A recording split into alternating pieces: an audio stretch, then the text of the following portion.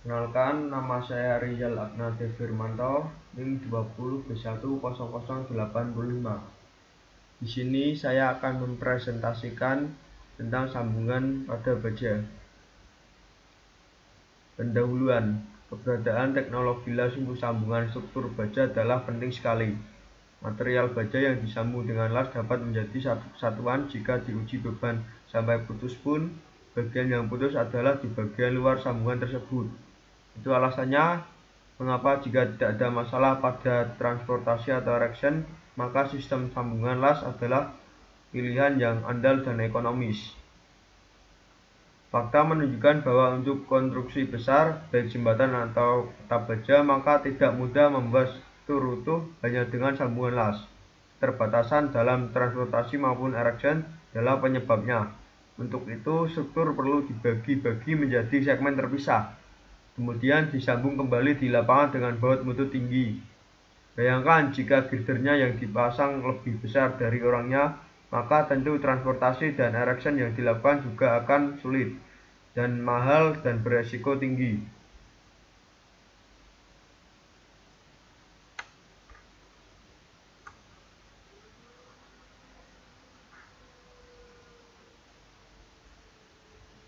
Maaf ada kesalahan. Meskipun secara teori sambungan las juga dapat dilakukan di tempat proyek di lapangan, tapi untuk struktur besar tidak disarankan. Proses pengerjaannya akan beresiko tinggi dan tidak mencapai mutu sebagaimana jika dikerjakan pada bengkel kerja. Jadi selama ini ada ketentuan yang diyakini bersama bahwa untuk mengantisipasi hal itu maka sambungan di lapangan harus memakai sambungan baut mutu tinggi. Selanjutnya ada pada pengertian diameter nominal dan diameter can. Diameter nominal atau DN biasanya tercantum pada nama perdagangan. Misalnya M12 artinya baut tersebut mempunyai diameter nominal 12 mm.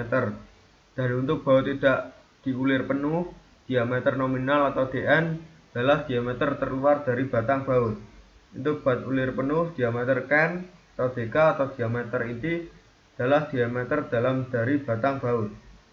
Diameter yang digunakan untuk menghitung luas penampang yaitu ada baut tidak diulir penuh menggunakan DN dan baut diulir penuh menggunakan DK.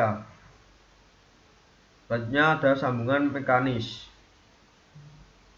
Itu sambungan tipe tumpu. Sambungan tipe tumpu adalah sambungan yang dibuat dengan menggunakan baut yang dikencangkan dengan tangan atau baut mutu tinggi yang dikencangkan untuk menimbulkan gaya tarik minimum yang disyaratkan. Yang kuat rencananya disalurkan oleh gaya geser pada baut dan tumpuan pada bagian-bagian elemen yang disambungkan. Ini ada contoh gambarnya, dan di sini tumpu plat terjadi kerusakan pada plat, dan ini baut tergeser dan tergerus.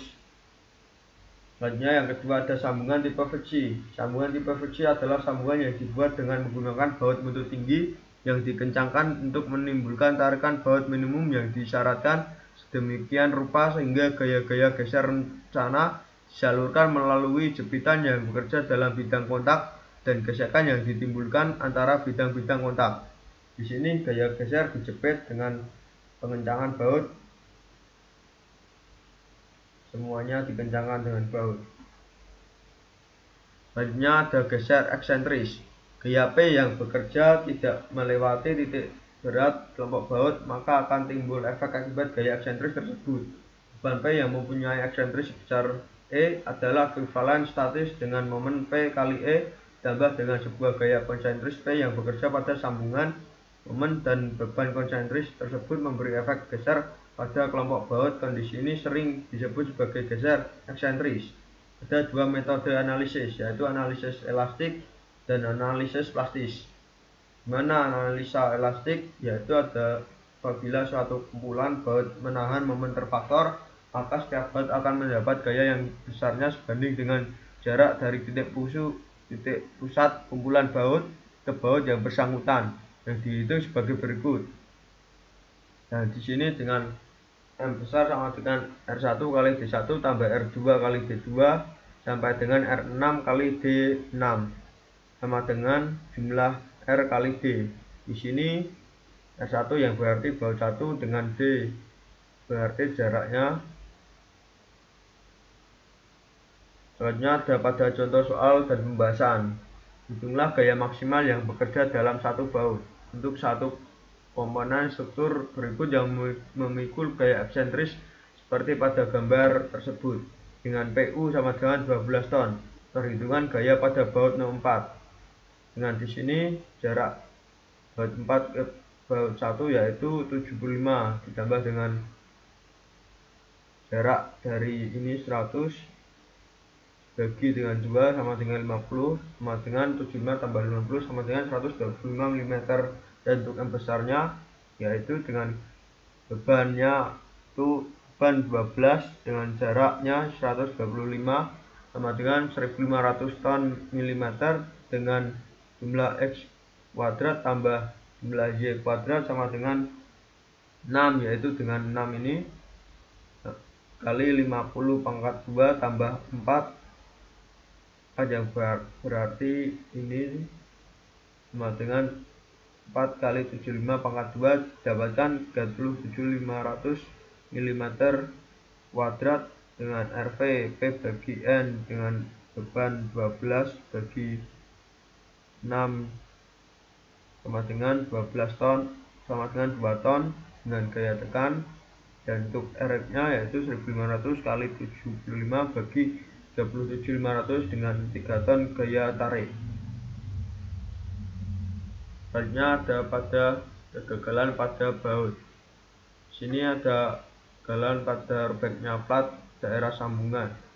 Ya, di sini sambungan ini menyebabkan gaya tarik yang menyebabkan perobekan karena tidak kuat menahan. Selanjutnya ada pada keruntuhan geser pada baut, yang berarti shear failure of bolt bisa terjadi pada sambungan plat dengan beberapa lapis. Ini ada contoh gambarnya, yaitu dengan disebabkan satu bidang geser. Nah, ini ada 2 bidang geser, dan pada sambungan 4 batang plat ini menyebabkan 3 bidang geser, dan untuk 5 batang plat menyebabkan 4 bidang geser. Sekian dari saya, apabila ada kesalahan kata mohon dimaafkan. Terima kasih semuanya.